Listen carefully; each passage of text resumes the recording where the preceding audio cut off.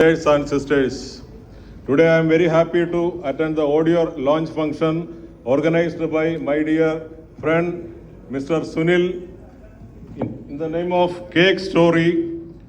എല്ലാവർക്കും എൻ്റെ ഹൃദയം നിറഞ്ഞ ആശംസകൾ. ഞാനും സുനിലും കഴിഞ്ഞ 25 വർഷമായി വളരെ നല്ല കൂട്ടുകാരാണ്. സുനിലിൻ്റെ ഓരോ പടങ്ങൾ ഷൂട്ട് ചെയ്യുമ്പോഴും അതിൻ്റെ കഥകളും കാര്യങ്ങളും അതേപോലെ ഈ കേക്ക് സ്റ്റോറിയുടെ ആദ്യം മുതൽ ഇന്ന് വരെയുള്ള എല്ലാ സംഭവങ്ങളും എനിക്ക് ഷെയർ ചെയ്തിട്ടുണ്ട് സുനില്. കാരണം കേക്ക് എന്നത് ജാതിയോ മതമോ അല്ലെങ്കിൽ അതിന് ഫ്രണ്ട്സോ എനിമീസോ ആരുമില്ല. എല്ലാവരും ഒറ്റ രുചി മാത്രമേ ഉള്ളൂ ആ കേക്കിന്.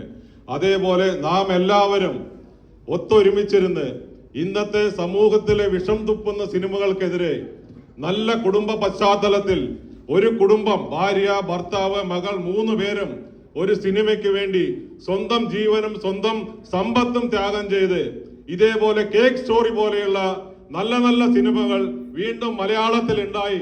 90, 80, 90 കാലങ്ങളിൽ ജെറി അമൽദേവിനെ പോലെ ഒരു ഹിറ്റ് മ്യൂസിക് ഡയറക്ടർ മലയാള സിനിമയിൽ ഉണ്ടായിരുന്നു എന്നതിന്റെ വീണ്ടും തെളിവാണ് 2025 ഈ കേക്ക് സ്റ്റോറി. അതേപോലെ മിലിറ്ററിക്ക് വേണ്ടി സിനിമകൾ മാത്രം എടുത്ത് യുവാക്കളെ മിലിറ്ററിയിലേക്ക് ആകർഷിച്ച മലയാള സിനിമയിലെ ഒരു സംവിധായകൻ ഉണ്ടായിരുന്നു, major Ravi.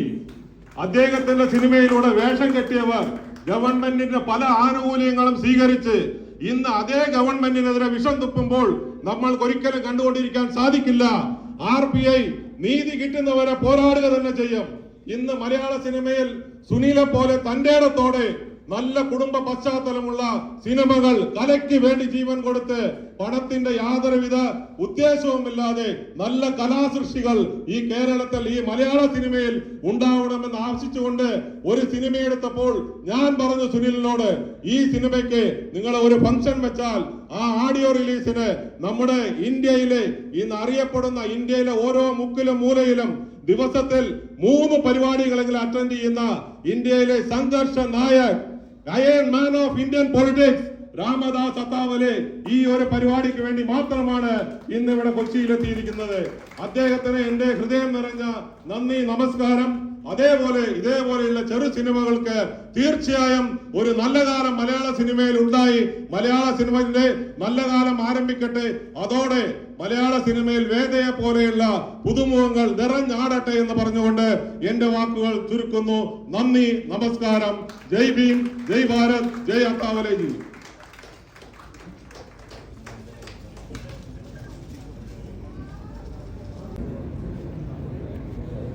Now you think